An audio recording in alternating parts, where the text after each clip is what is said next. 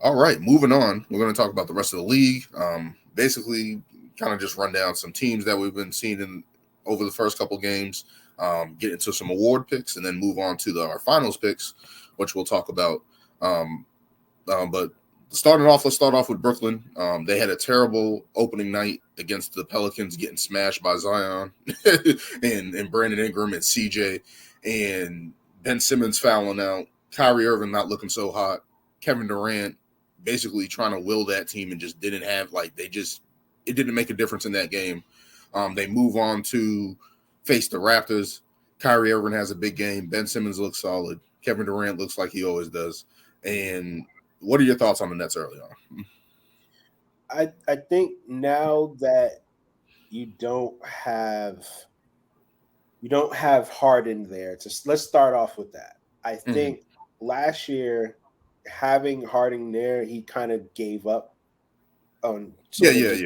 And there's probably internal things that we don't really know about that was happening that made him want to go elsewhere. Not having Harden want to be a part of the team, and then also not having Kyrie full time at the same time. Because from past conversations that I have, the Nets could be a really, really dangerous team. But the thing is, there's no chemistry there because you didn't really have Kyrie, and the reason why KD was even there was because of Kyrie in the first place.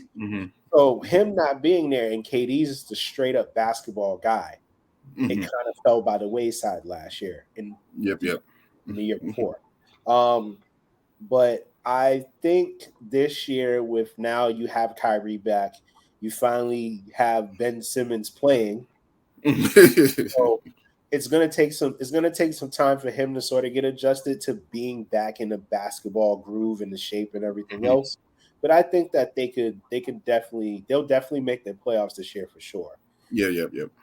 So I think they had a little bit of they had a bad opening night, but I think that they could have a decent season. They definitely do. I think their offense is going to be great. Like they have Kyrie Irving, they have Kevin Durant, they have Ben Simmons, who's a playmaker at least in that sense. They got Steph Curry coming back. They got Joe Harris coming back shooting the ball. So this is the perfect situation for Ben Simmons. A perfect situation in terms where his skill set can get showcased in terms of playmaking, defending. But I think the issue with this team is going to be defensively because they're a little thin up front.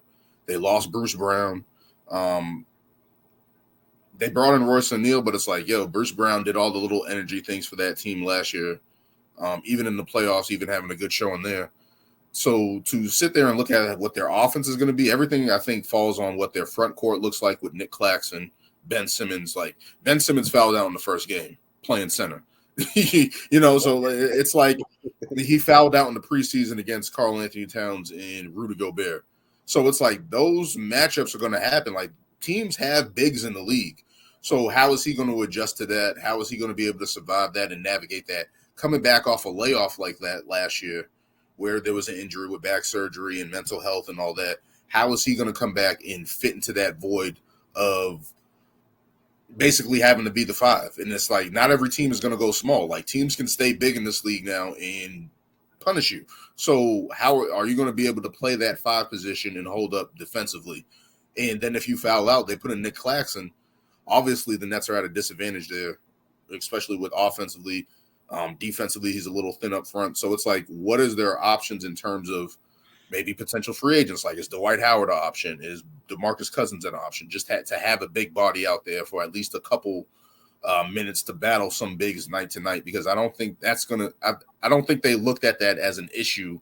And now, early in the season, I think they're going to be like, "Hey, that's an issue that we're going to have with Ben Simmons up front." Yeah, I think they're definitely. I don't think having Ben Simmons be year 5 or even 4 is really working out in the long run. Like we know he needs to be the point guard. Yes, in all actuality, he should be the point guard. He should be the ball handler. But having Kyrie back there is probably not going to really work out because Kyrie doesn't need the ball in his hand to be able to get his buckets. KD, it's one of those players like how we spoke about Malcolm Brogdon earlier, where it's kind of like you can put him anywhere and he's gonna be able to. You can pen him in for 30. That's it. Like unless shit all goes wrong and he's off that night, he's gonna get 30. So yeah. But my biggest thing is that, having Coach Nash there, and how he sort of utilized KD the last, few years, where he kind of overplays KD in a way to where it comes down into playoff time where he's sort of gassed out. Yeah, that's because injuries and stuff like that to their team, not always having everybody back, not relying on your bench.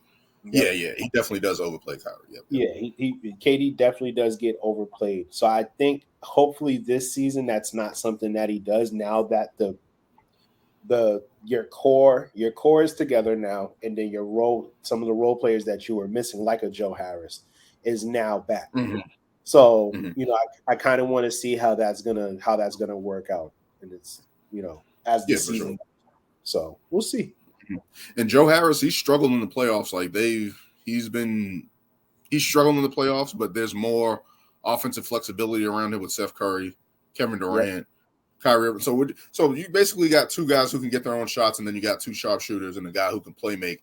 It's just how Ben Simmons, that front court, not only is that front court going to be defensively, because Kevin Durant, they've slid him down to the 4, and he's been able to hold his own and been able to be a shot blocker, contest, and play defense. But it's like at this stage of his career, you don't want to wear too many minutes during the regular season of him giving it all on the defensive end.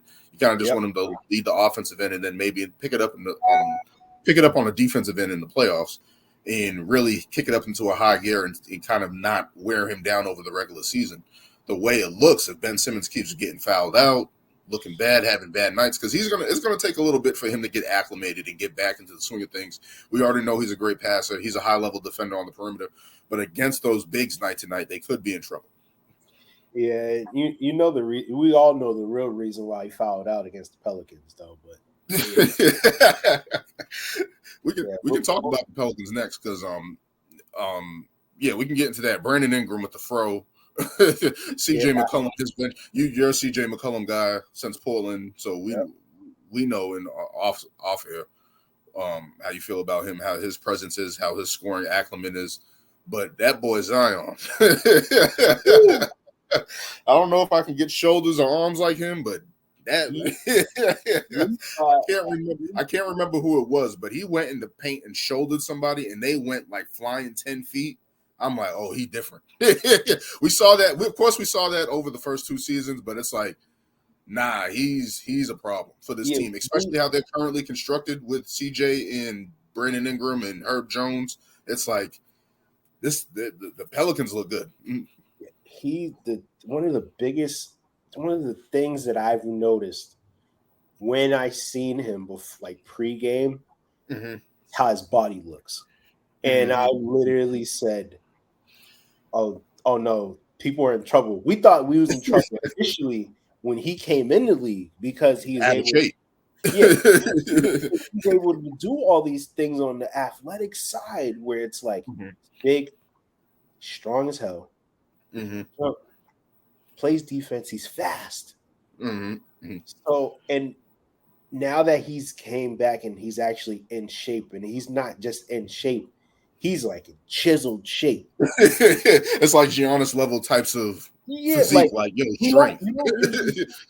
So we don't usually see bodies like his, but you have seen particular players. You've seen Karl Malone was that way. You have Dwight Howard that's that way. You have LeBron that's that way. You had Boozer at a point in time. Boozer was early on, in shape too. So to see him come back and be in shape and him kind of look like he hasn't missed a step. His explosiveness off the ground to go get a ball, like go get a rebound, challenge at the rim. That like everybody kind of like built around Giannis, like, hey, we're just gonna build a wall and just hold it down. Like you kind of have to start doing that, but you like against him. But it's like, he's pushing dudes 10 feet back, like off a post up.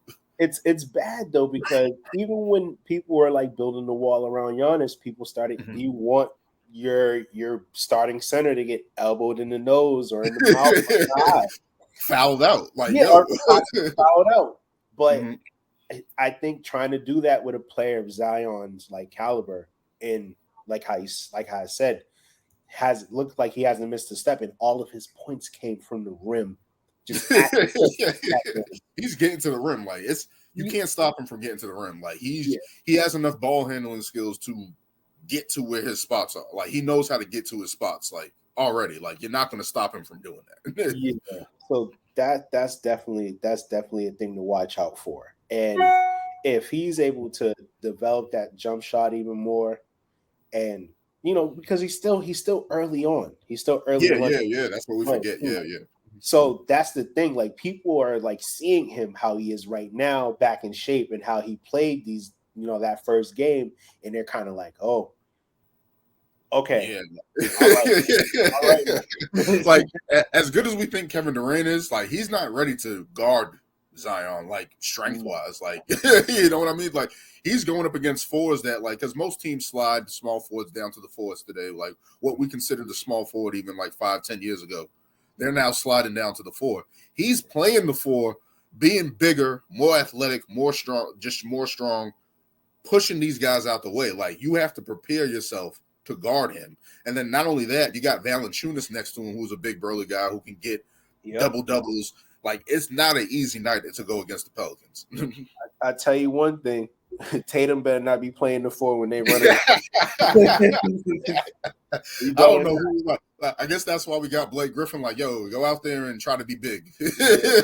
Go take them shoulders from that. Right there, man. I don't want Jason Tatum in the paint against Zion. Like, nah, let's not do that. Forget about that. Don't even try it. But on the perimeter, but once he starts getting you in the post, double. Like, let's not waste no time. Like, that's also a good thing about how the Pelicans are presently, like, how they're structured, where if they do happen to double and they do create like a wall or a barrier for Zion, he has people out that he can kick the ball to. Yeah, so, CJ McCollum. Having CJ is able to knock down a shot. Valanciunas can knock down a three. So yep, they're tough. Yeah, they're definitely tough. And like how you said earlier, I'm a really big fan of CJ. Anybody that's gonna be watching this, you might hear me say it, and I actually said it earlier during the show, where I say something. One of my biggest things with somebody that can just get a bucket, they cook with fish grease. That is who I started saying that with, was particularly CJ McCollum, and he's just one of those guys that sort of he can hit the shots, he can get his shots off, And I think in that playing in Portland early on in his career, it was good, but I think now being with the young boys and having some sort of a veteran presence now could definitely help them out, and he's definitely gonna help them out in terms of their scoring woes as well. So because he had to be the number 2 in Portland, but you saw his offense at times be number 1 level. Like he can go get 40, he can go get hot he can get hot in the game and get lead, basically guide your team for a quarter or two. Like he's capable of that. But now he's in New Orleans with these young guys where he's able to. I think he understands that Zion and Brandon Ingram are the best 2 players on the team. How can I fit in? How can I continue to basically guide these guys along? Because he has the most playoff experience on that whole team. So for him to come into that situation with those 2 young studs there, with that prowess and that offensive prowess, and basically just having them, they can create mismatches every game. Basically, they're scary in the West. Like I had them, like when I first was like a month ago doing my rankings and stuff like that, I had them in the play, and I'm like, I don't know if Zion's going to be healthy, but like right on before the start of the season, I'm like, this team is. I was looking at their roster, I'm like, this team looks good on paper.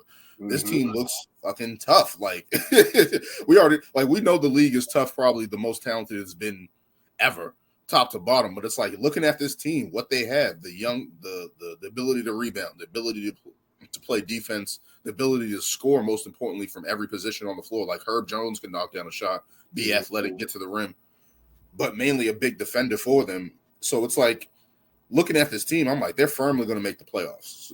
They're firmly going to make the playoffs. Like, it's I don't see anything less from a playoff appearance this year from them. Like, and we saw last year where they made the play-in and got into the playoffs and gave Phoenix a little run for their money early on, and it's like that team just added Zion. Ooh. So that's going to be crazy. But let's keep moving on. The Clippers, Kawhi Leonard coming back, John Wall coming back, Paul George coming back. The depth of this team with Reggie Jackson and Terrence Mann and one of the Morris brothers. I forgot which one is on that team. I think it's one of the twins. One of them. One of the Morris brothers. Luke Kennard. Kawhi coming back, looking stronger, looking crazy in shape. They're bringing him back slowly to start the season. Ty Lue has been one of the best coaches in the league since Cleveland. His ability to make in-game adjustments. What do you think about the Clippers so far? I think the Clippers look good so far, and I'm also really happy to see that John Wall is back, and he looks comfortable. Yeah, yep. Mm-hmm. That was the first thing I noticed when he checked into the game and instantly knocked down a mid-range jumper. I'm like, oh, okay. He looks comfortable. He looks like he's in a situation where he wants to be there, and the organization happened to want him. They actually took a chance to go and get him. So I think this year you're going to have a good year for John Wall, I believe. As long as he stays healthy. Yeah, of course. Yeah, I think he'll. That seems to be always the question mark with the Clippers. Can they stay healthy? Paul George going down last season, having shoulder injuries. Kawhi Leonard with the legs, basically load managing, all that. John Wall, Norman Powell broke his foot early on to start when they traded for him last year, and then he came back. Yep. And it's like, can this team just stay healthy? And it's like, we've been waiting for. I did an episode in the past called The Battle of LA. It's like, we've been waiting 4 years for this. Our team's going to finally be healthy. He had injuries to LeBron and Anthony Davis and stuff like that, Kawhi, Paul George. And it's like, are these teams going to be healthy where we can actually see them? And especially the Clippers, where on paper, they're probably one of the most deepest teams in the league. They have shooting, they have playmaking, they have 2 all-star players, 2 top 15 players, top 20 players in the league with Kawhi and Paul George. They're definitely in position to make a run in the Western Conference, and it's like this team has so many different lineups, and especially if you get the John Wall even any close to what he was in Washington and playing with that speed and attacking and knocking down his shot, if he's able to knock down his shot, it's like, yo, this team's crazy. This team's crazy good. I think they need another big in the back, like to go with Zubac, another backup big, but they look primed and ready to go. Yeah, no, I think they're definitely gonna be a issue this year in the playoffs if healthy. That's for sure. That's the biggest question mark. Yeah, so that's what it mainly comes down to, because you've had Paul George go down, you had Kawhi go down last year. We sort of seen like how everything played out for them the last few years. So, it's definitely good to see all 3 of them back, and John Wall be in a particular situation where he feels comfortable and happy being there so far. So yeah, we'll be talking about the Clippers. Yeah. Healthy. What I mean? This won't be the last time we speak about them, this team. That's for sure. Yeah, for sure. Moving on, let's get into the Philadelphia 76ers. Joel Embiid looking out of shape to start the season. And just ironically, I joked on another podcast I was on, Mr. Vincent podcast, that James Harden coming into the season in shape and Joel Embiid out of shape. It's like, yo, Joel, you cannot be out of shape if James Harden is finally in shape coming into a season and playing like he's had. He looks like he has that burst that he had in Houston, not like he had in Brooklyn where he had the hamstring injury and all that. This team has looked bad starting off the season, but what are your thoughts on Philly? Like, how are they looking? I had them as the number 1 seed, but now I'm like, oh boy. Well, you from past conversations that we had over our our friendship, where I've never put any stock in the 76ers. I just don't do it. I'm not gonna do it this year. And it's crazy. You've made the point where you have Harden and Embiid literally trading places. And it's kind of crazy to see, but it, in a way, it's like it's a little disappointing too, because now that you have Harden back in, mainly basketball shape, and your star number one player is currently not in shape, it's kind of, it doesn't make me feel too, it doesn't change any expectations. Yeah, it doesn't make you any more confident in the Sixers. Yeah. And I was sitting there, I'm like, yo, like, I don't know if he had an injury or whatever the case may be. It's like, dog, how you look like he looks tired. Like, it's like, yo, like, it doesn't look like he's in these games where they're playing a fast pace up and down. They've been in some grind games. You're getting double teamed, but this is nothing normal. This is nothing different for Joel Embiid getting double teamed in the paint. Yeah, no. Making decisions. You're still looking slow to deliver the ball. You're turning over the ball. You're looking out of shape. You're looking tired. It's like, yo, like, why does James Harden, who we've questioned his work ethic coming into the season, like he works on his game and stuff like that. Yeah. But it looks like he eats hamburgers in the offseason. Like that's what it looked like the past couple. You know what I mean? Let's be honest. Like it looked like he was like, yo, fuck it, I'm drinking wine. In the strip club, all that types of off-court activities that we've seen him on Instagram and stories that we've heard about James Harden in Houston, et cetera, et cetera. And it's like he comes into the season looking like he's prime shape. Like I can't remember who there was an NBA player that said I didn't know how big James Harden was until I guarded him. Like he's chiseled, like he's tough, like he's a bull. Like you've said that over the course, like he's big, he has burly shoulders, he's strong as ox. Yeah, so he's a big dude. To see him finally in shape and coming into the season and basically against them in the Milwaukee game, really like, yo, I don't want to lose this game and bring them back. And then just to have Joel settle for jump shots, like Stan Van Gundy was on the broadcast, like, yo, this is not what Doc Rivers wanted multiple times down the stretch, like where Joel Embiid was settling for jumpers. And it's like, yo, you cannot come into this season like this, especially with James Harden looking as good as he does. The potential of Maxey from last season, you still got Tobias Harris. You added PJ Tucker, Daniel House. Like, so you have shooting around you. You have a team. You have another guy that can go get you 40. It's not a Ben Simmons situation where you're worried about somebody else carrying the offense or having to score. You have a guy that can do that, play make. Maybe his defense is in question. Maybe that's the trade-off there, the defense. But it's like, yo, you need to be in shape this year for James Harden for you guys to even have a chance to be in the playoffs or make something happen. Yeah, because now you don't really have an excuse. Ben Simmons era is over. He hasn't been there. And granted, when they made a trade, to get Harden and everything else, and we sort of seen how that worked going after the trade and everything else. But now, brand new season, Harden's in shape. You have your players that was already there. You have Tyrese Maxey that's there.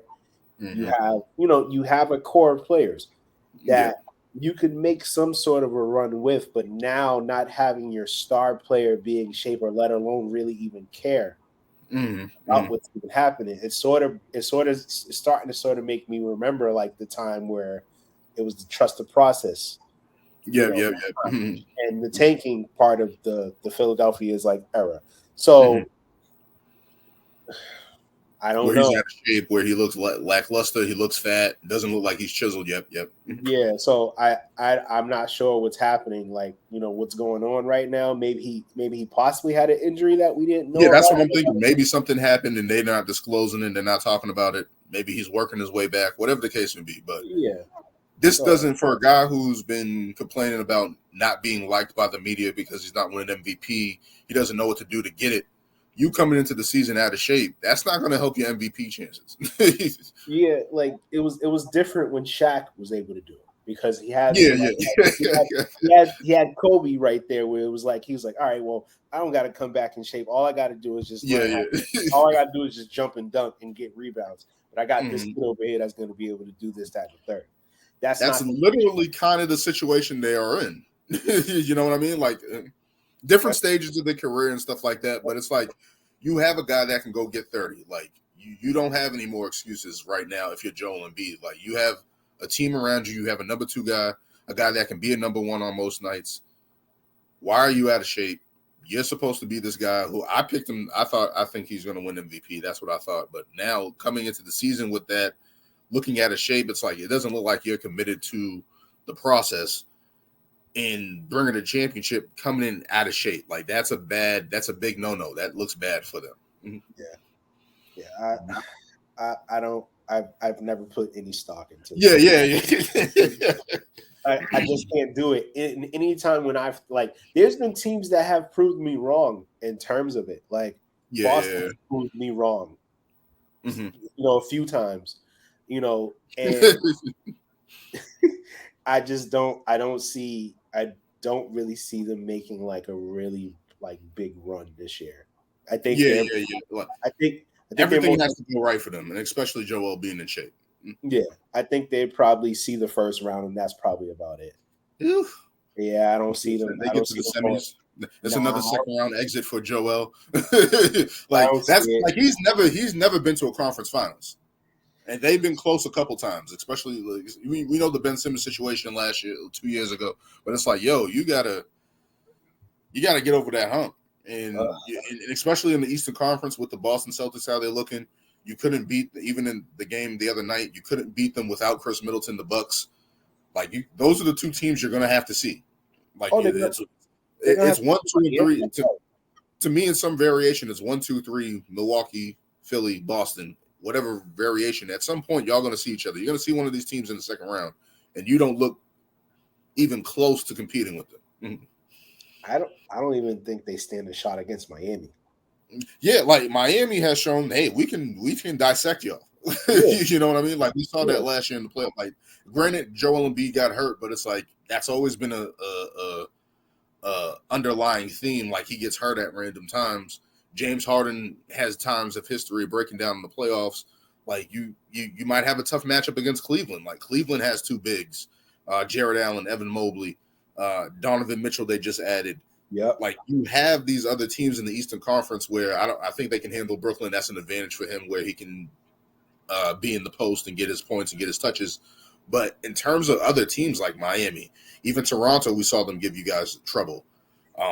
Milwaukee, Boston, it's not going to be easy. It's where you guys should be at the top tier, basically being even with Milwaukee and Boston. You're kind of in the mid tier, and you're probably on most nights you can be at a disadvantage against those other teams. Mm-hmm.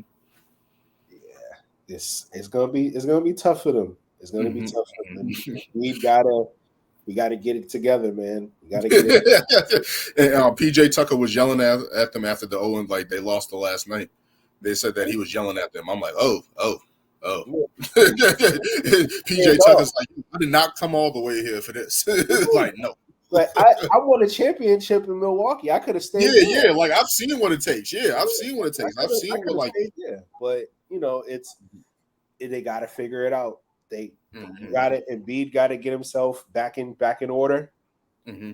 And if he's able to get himself back in order, and if James Harden is in shape, James Harden has to perform during the playoffs as well. Because that's sort of been a thing that we've sort of seen from him since the Houston days, where he'll have this MVP season, and then you fade away. And then during the playoffs, where's Harden? I don't even think he's playing. So it's I still don't forgive them for missing 23 threes against the Warriors in 2018 and looking like crap. I'm that's forever in my head. Yo, y'all, y'all had a chance to go to the finals. Y'all were up and just blew it. And I remember I was speaking to you, and I was speaking to a family member of mine together, and I told both of you that they was not going to win that series, and you guys just didn't want to believe it. Yo, they was up, man. They had a chance. They had a chance. You guys was trying to make me sound like I was crazy and all this stuff. And when it happened, it was sort of like, yeah, I told you so. No sweat off my forehead. No sweat off my forehead at all. I didn't have any belief in him just because of, how, Harden's identity in the playoffs before then. So that was sort of it makes it easier for me to just be like, hey, I'm gonna write them off in the first round. Yeah. It sucks, but it's probably you guys are probably gonna have another second round exit and lose to one of the better teams in the Eastern Conference and just being a question mark because now It's like, where do you go from here? Like, there's really no for both of these guys. It's like, Joel, you really don't have any excuses, and James Harden, this is arguably, unless you get traded again, this is probably your last chance leading a team, getting that chance to be that lead guy next to Joel Embiid, and it's like, yo, like, where do you go from here in both of their careers? Like, you guys kind of need each other. They fit together. Pick and roll situations, setting up, shooting, the spacing on the floor. It's like, yo, so we'll see what they do. But let's move on to the Denver Nuggets. Nikola Jokic, 2-time MVP the past 2 years, leading his team to the playoffs last year and getting a game off the Warriors. Getting Jamal Murray back, getting Michael Porter Jr. back. What are your thoughts on the Nuggets? They're definitely going to be a team to worry about now that the Joker has his go-to guy, back with him. Is definitely gonna help them to be able to get through this year for sure. Mm-hmm. Now, it's going to be tough because since Murray has been gone, it's definitely going to take him some time to sort of get back in the rhythm of playing 82 games. Yeah. Mm-hmm. But then also, going up against these, there's been, more guys that's been, coming in and starting to show themselves where, you have John Morant, you have, D Book on one side. So you still got to deal with Golden State as well. So you have Luka, which is, it's a whole nother thing. And he's came back in a shape as well that we've never seen either. So, it's I definitely do believe that they'll definitely be playing playoff basketball this year for sure. I'm just not exactly sure where they will end up after everything. Yeah, because it all depends on the health of Michael Porter Jr., Jamal Murray. They got the win against the Warriors the other night without Jamal Murray, but it's like, so I think that was just a confidence booster for them to be like, hey, we can win in Golden State. Like we can do that. Like they have that game underneath their belt. Michael Porter Jr. really stepped up in that game. So like Joker has his guys back, and this guy's playing like at an MVP level basically for the rest of his career, basically, because he's the ability to be that offensive hub, to be able to shoot, pass, be in the post, create for others. Like, he's a dynamic guy. Like, I just love his game. To have Jamal Murray potentially coming back, hopefully be 100% healthy, with Michael Porter Jr., Bones Highland, Aaron Gordon helping Joker on the defensive end, stepping up his offense a little bit. They added Bruce Brown from the Nets, where I thought the Nets really should have kept Bruce Brown. The Nuggets got him another energy guy. They got KCP on their team when they traded Will Barton and Monte Morris for Ish Smith and KCP from Washington. So they boosted their backcourt, especially defensively, something that they desperately needed. So I think this team is going to be in the conversation, especially with Michael Porter Jr., Jamal Murray, adding Bruce Brown, and the Joker playing at a high level. It's like, yo, this team is built again. Like, the West is going to be tough, but it's like they can contend, they can compete with anybody, especially with this roster. Yeah, that's definitely, they definitely can make a playoff push for sure. Like they won 46 games last year without those two, and it's like they added those guys back. It's like, yo. Yeah, and I think that's what's that was what was missing from them from last year. Not because you got to think about the year before that, Jamal Murray was having an electrifying playoffs. Yeah, like, he was starting, especially in the bubble against Donovan Mitchell. So him and Donovan was having their back-to-back games against each other. So, I'm definitely happy to see like when he's actually like full, like 100% back in shape and healthy. So and it's just like Joker just actually having some help, because last year we all seen the image of him on the bench against the Warriors looking like he was about to die. so for him to have some help and it's definitely going to make a more interesting Western Conference with the Clippers and the Warriors and Memphis and the Suns. And we can get into the Memphis Grizzlies right now. John Morant, most electrifying man in sports entertainment. Like, somebody gave him the nickname Black Jesus because he got the dreads. I was like, yo, I'm stealing that. He's Black Jesus for now. He's the new age Black Jesus. But just in like the way he plays and how electrifying he is against the New York Knicks. He goes into Houston the other night, scores 40. He got his ass whipped by Luka Doncic the other night, but Memphis just able to have John Morant play at this level, Desmond Bane, Steven Adams, the virtual of the other guys. I really like their team, and when Jaren Jackson Jr. returns at some point during the season, I really like what they built last season, and now they are coming into the season with a little bit more swag, a little bit more confidence. Yep. Maybe they missed that opportunity last year to get to the Western Conference Finals, but it's like they're in position right now they did go up against the Warriors, and John Morant did get hurt, so let's not take that away. But this is basically just John Morant to me. Like, he's adding to his game with the floaters, not getting knocked down at the hoop as much, actually knocking down the three. Like, he's working on his shot. Like, you can see the improvement that he's working, but he still has that creativity to explode and get to the basket and just be dynamic. Like, I love watching John Morant play out there in Memphis. Yeah, no, he's Jaws definitely. I think when we start to have, the Stephs and the Chris Pauls, start to leave the game. We're gonna have Steph for a little bit longer, but we may not have Chris Paul for that much longer. Yeah. I think Ja's definitely going to be the point guard to sort of carry like the torch, going forward. He's more than special. He's definitely more than special. Like, he has the explosive athleticism of Derrick Rose, the swag of Allen Iverson. Like, you see him be that dynamic, that enigma, that charismatic player. Like, he's talking shit the whole game to players. Like, he don't care who it is. Like, he's going at players. He's dunking on people. He's talking shit. He's adding to his game. It's like, yo, this guy's crazy good. Yeah, it's like, and it's like he's only gotten better since year one. He's continuing to work on his game because his jump shot wasn't the main thing, his first few years, and now he's starting to hit his jump shot consistently.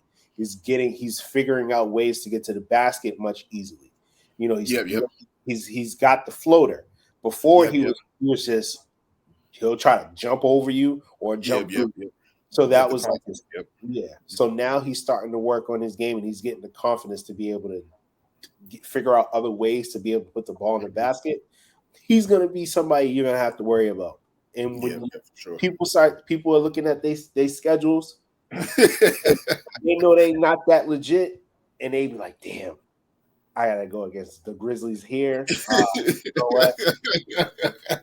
Yo, coach, we gotta figure this out. No, but even Memphis is looking at their team. Like, they even got some. I forgot their names, but like, they had this Spanish dude that was on the bench. He came in and was torching the first night.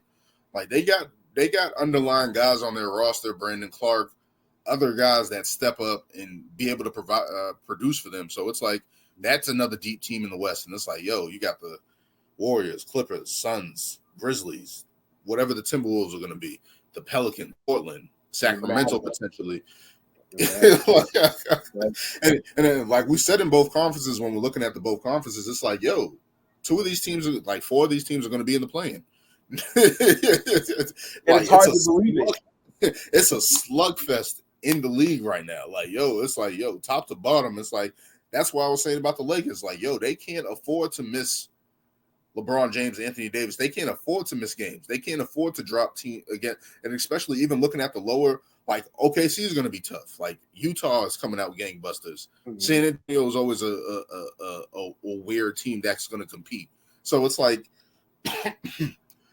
they can't afford to take a night off. Like, every game is going to be tough in both conferences. Orlando, you got Orlando with Paulo Banchero. We're going to talk about him later.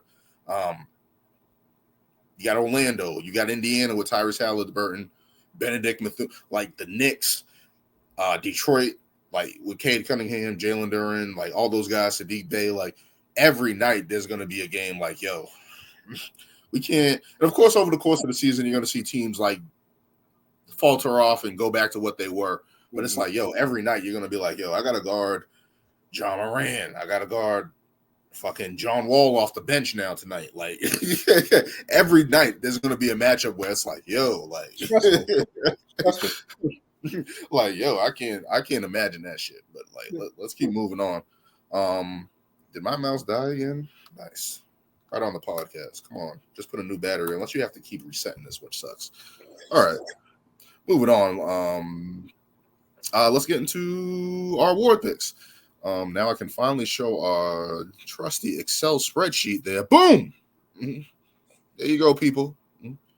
Graphics, Excel spreadsheets, data. It's beautiful.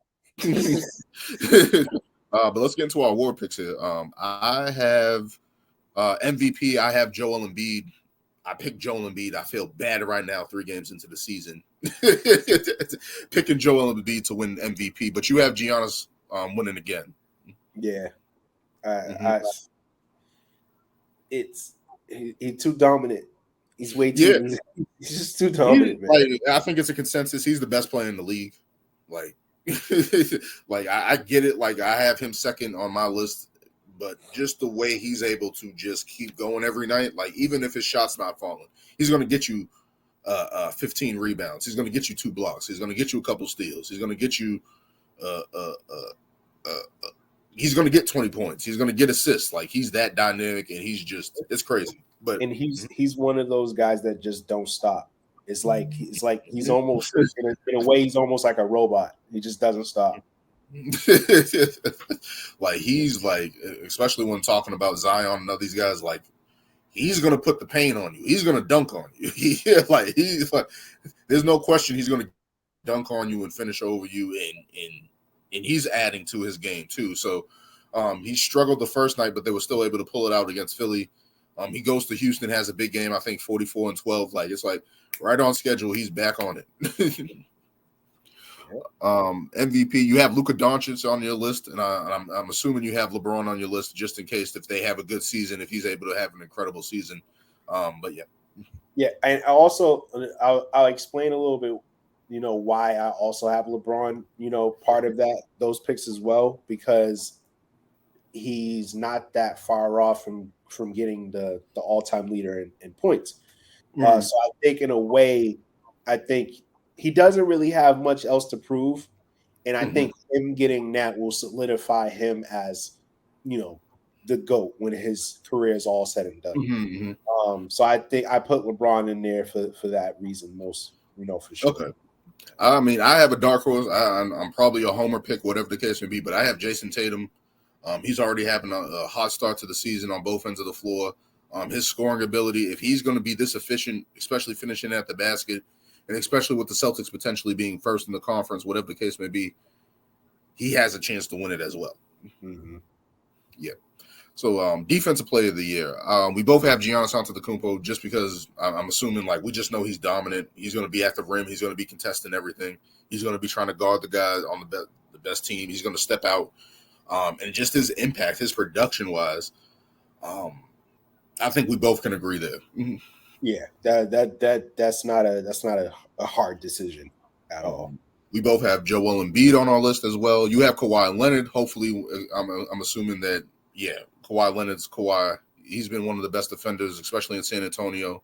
The Clippers, he's just been injured, but coming back, hopefully he can work his way back and be one of those guys to step up and be that guy. You can probably even potentially how the season goes. You can probably insert him into the MVP conversation at some point as well. It's all based on how that health is, man.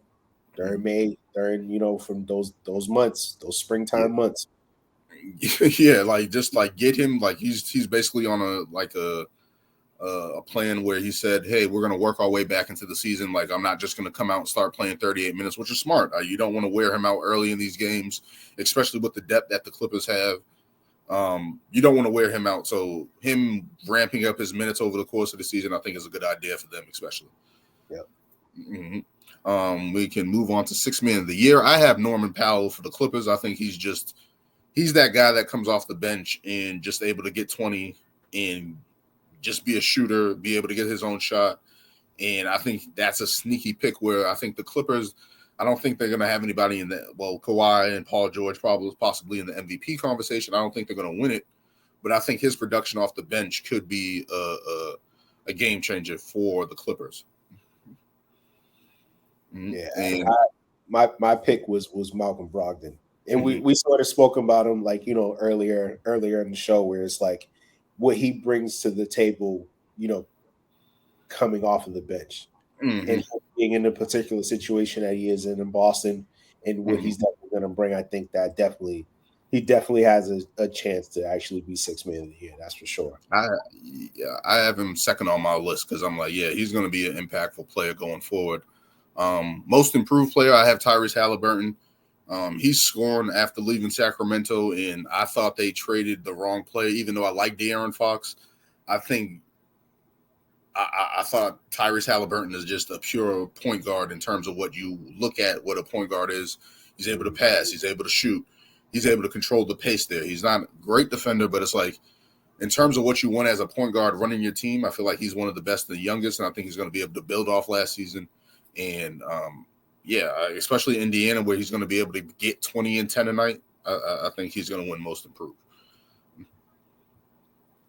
Yeah, I'm giving it to DeJounte. He's in a new place. He's not under I wouldn't consider it as a chokehold, but he's not under the watch of Greg Pop in San Antonio, where now he's in a situation where he's going to be able to sort of let his wings, let his wings out and sort of just really just play his game. Yeah. I think him also being there playing with Trey is also going to they're going to bring a different swag now to him. Yeah. Atlanta already had swag, but them two together, I definitely believe it's going to be something. Oh, it's a different level now, especially in the summer where we saw Javonte Murray get up and close with Bonchero and that whole situation. He has a different edge to him that we didn't see in San Antonio. So it's like, this is the guy that you've been the whole time. Yeah. Like, okay. This is why you progressing as like that, and now you're playing in Atlanta next to Trey, where it seems to be a good fit to start the season. And it's like, he's going to be able to build off of that. Yeah, continuing rookie of the year, I like the kid Benedict Mathurin. Like right before the season, I'm like, this kid is ready. He's in Indiana. And he's off to a fast start, starting off the season. But he's like, this guy already has to pull up three. He's getting in his threes. He's getting to the basket. He's windmilling at the rim. I'm like, I like that kid. And I have Paulo Banchero second. Even though he can easily win it, I just went with Benedict Mathurin as a off the radar pick. I wanted to be different there. But Paulo Banchero, he looks ready as well. Jabari Smith looks like he's going to take a little bit, but yeah. Yeah, I have Jabari Smith. He does have part of his game that he definitely does have to, get more accustomed to. But playing on the NBA level, but I don't see. I think, him being there with who's that? Kevin Porter Jr. So Jalen Green. Yeah. Yep. So I think they could definitely make some. noise. They're going to be in a position to score a lot of points as a lottery team. So he's going to get his shot attempts. He's going to get his shots. I think it's definitely going to happen. And I have Paulo up there as well as a possible winner. Let's get something straight. He's ready. Paulo Banchero. He's ready. Like, we're not picking Paulo Banchero to be different or not anything like that. We're not not snubbing him, but it's like we're just looking at different players. But we know he's ready. Yeah. You know he's in I'm just thinking of Orlando. They got Franz Wagner down there. They got a lot of mouths to feed down there, like with Mo Bamba, Jonathan Isaac, Wendell Carter Jr., Cole Anthony, Jalen Suggs, Markelle Fultz. It's like, are they like Terrence Ross is still down there? So it's like, there's a lot of mouths to feed down there. How is that going to work? We know he's ready, but he looks ready, and it looks like he's already the number one guy. Like, screw that, I'm the guy. Give me the ball. So we're just being different with our rookie of the year picks, but he's most likely going to win. He looks like the most ready. He looks like he's ready to go. Like he's not scared. Yeah, I think he's the first rookie since 1986. Since I think Akeem. No, that's not Akeem. Who was that? I can't remember. Who's that? Is that Brad Dodger? I can't remember. But yeah, I think he's the first rookie with like 20-point games in his first 3 games. Like LeBron hasn't done that. Like other players haven't done that. So it's just like to see him come in and have that production early on, it's encouraging for Orlando, who needed a number one guy, and it looks like he's stepping up to be that. Yeah. And I think it's still early. He is ready right now, but we'll see how, after this year and how if he possibly improves and his game continues to get better and better and better on the NBA level. Ain't no telling. Yeah, he's scary. He's scary good. Like everyone was like, people were questioning who should be the number one pick. I thought Jabari Smith should have been the number one pick because I'm like, yo, his shooting and his defense is going to transition. Like if you're able to shoot and play defense, you're going to be able to transition. But Paulo Banchero, man, that guy's good. Yeah. He's good. Like I don't Orlando building, figuring out the team now. Don't waste no time. If you got to trade people to get rid of people and get better players around him, do it now. Like that kid, build around him. Like don't waste no time. He's definitely going to be something. That's for sure. Mm-hmm. All right, moving on to our coach of the year. I have Mike Malone in Denver. I just think with Nikola Jokic and Jamal Murray and Michael Porter Jr., I think they're going to be able to win a lot of games, especially after winning 46 games last season. I think he's an underrated coach. I still resent Sacramento for firing him all those years ago when he had them on the right track early on the season with DeMarcus Cousins and those guys out there. And it's like, yo, why did y'all fire him? But he's turned it around in Denver. He's building a culture out there with Joker and having that type of talent. I think they're going to win a lot of games. I don't think Steve Kerr is going to win it, even though I think I have the Warriors number one in the West. But I don't think they're going to give it to him as a de facto. I think what Denver is going to do to increase their win total, I think he's going to be in position to win it. Yeah, I kind of agree with you on the Steve Kerr route of it because he's. The Warriors are the Warriors. They are who they thought we were. Like, how much better or how better of coaching could you really do in that team? When you think about unless they have another 73-9 season, then if it gets to that level, then I can see him winning it. But it's like, nah, I don't see them giving it to him. Yeah, it's you guys already got a bunch of championships and trophies. You don't need anything else. My pick is Ty Lue because of what he's been able to do with that team since he took the reins after Doc Rivers, where he's still able to coach the team to be in the playoffs and it's granted, like he hasn't had his best players, but he's still finding a way. He's still finding a way, and that's amazing to see. So I'm running with Ty Lue for Coach of the Year this year. That's for sure. I have him second on my list. You also have Jason Kidd. Speaking on Jason Kidd, what he's been able to do in Dallas, build that team defensively. I'm like, I don't know how he's done it. I still don't know how he's constructed that. Like Maxi Kleber is a solid defender. Dorian Finney-Smith is probably the catalyst for that on the defensive end. But to get that much defense out of this team, it's like, which you look at on paper, it's like, yo, these guys don't look like defenders. To get them to be a defensive team like that, that's crazy. But to also have Luka Doncic, I can see that in having a high win total and being that dynamic. And Christian Wood off the bench, like he's been great coming into the season. So it's like, I can see why you have him, Jason Kidd, there. You also have Monty Williams, and you're not worried. I was worried about like the whole DeAndre Ayton situation, the whole Robert Sarver situation with the owner, what he's going through.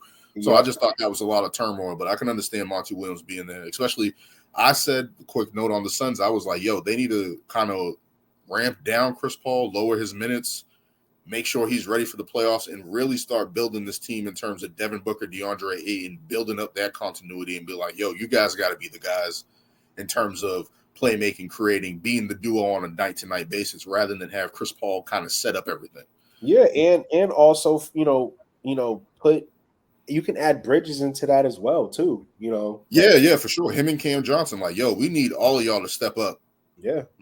Like Chris Paul can't keep his usage rate having to be up. You can't keep having him do everything. Like, you can't do that. Yeah, people tend to forget he's just as old as LeBron James. So yeah. Can't continue to run him that way. Granted, he's probably, other than Magic, probably one of the greatest point guards we ever seen, play the game of basketball. Yeah. But he's also, over the past few years, he hasn't been healthy for these tough games. And I'm a Chris Paul guy. Like, Chris Paul is my favorite point guard all time. Like, to see him break down last season, in the finals a couple years ago. It's like, yo, like he finally got to the finals, so it's like he got that monkey off his back of people saying he never been to a Western Conference. Well, he never went in the Western Conference Finals. Never getting to the finals. So to see that progression to Chris Paul, I'm glad he got that monkey on his back. And it's like he's at a stage of his career similar to LeBron, where it's like he can't carry it every night. Like his usage rate can't be as high. In clutch situations, he should be able to be there late in games and whatever the case may be, but you have to manage his minutes. Like, yeah, they just can't rely on him as much anymore. Yeah, and that's get him to the playoffs. Like that should be their whole mission this season. Yep. Build the team up, build other guys' confidence, but get Chris Paul to the playoffs where he can be a factor and be healthy for us, because he can still be that dynamic and get a shot. But it's like, yo, they got to figure it out. And I got ISO Joe Mazzulla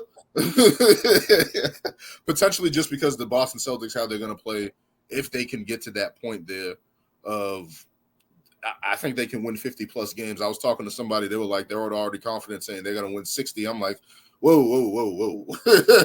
Let's see how they get through the winter months and how Rob Williams comes back. Let's see what they can do. But Joe Mazzulla is definitely going to be in a position to do that, especially if the Celtics do well. And I think he has a shot at it, especially if the Celtics are doing well. The whole Ime Udoka situation, for him to step in and take over this team and probably have the same success, I think he can be in position to win it. Time will tell. Time will definitely tell. Let's move on to our finals picks. I had my standings in the preview that I did. Color coordinated, try to be a little different. But our finals picks, I have in the final. Let me see if I can zoom in on this, because of course you have the Celtics in 6. Yes, I actually put a number on mine, unlike you. I think the Clippers are going to be able to make the finals this year in the Western Conference, just because I think they have the depth. Kawhi Leonard looks like he's going to be working his way back, and I just think the Clippers have been close and they kind of ran out of gas in the playoffs. Kawhi's been hurt. Paul George hurt. I think it's finally going to come together. They're finally going to be able to put their stamp on it. I think they're just a little they're two wings with Paul George and Kawhi. Of course, I love small forwards in the league. I always loved that position. But to have Paul George and Kawhi on the same team, you got to have wings in this league. And I think they're going to be able to provide some tough matchups. I think they're battle tested in terms of like this team is building, the depth they have. And I'm like, I think they need to add a big man just to help their front court depth. I think or even a Dwight Howard, just to bring in somebody there behind Ivan Zubac. But I think they're going to be there. And then, of course, the Boston Celtics building off last season, having that their feet wet in the finals, getting there at least. I think they can make an easy return because they're going to rely on the defense. Their offense is picking up. I think they're in position. So for my West pick, I got Golden State, and the main reason why they still happen to have their core and the Splash Brothers and Draymond, and then they added. You don't think the punch is going to affect them? I think the punch is actually going to bring them more together. Possibly, yeah. Granted, it shouldn't have happened, but teammates fight all the time. Shit happens. It happens all the time, and teammates fight all the time. Granted, do they lunge punch them the way how Draymond did Jordan Poole? We don't know because we've heard the stories about Michael Jordan punching Steve Kerr, but the only difference was there were no cameras and social media. Yeah. So Bobby Portis with Nikola Mirotic a couple years ago, where he knocked him out. So and they couldn't. They traded those guys instantly. Like they didn't waste no time. They were like, nope. Bobby Portis was out. He's gone. But I agree with you. The Warriors do have the infrastructure to weather that storm. They've been weathering the storm with Draymond Green his whole career. They're like, yo, we got the infrastructure here.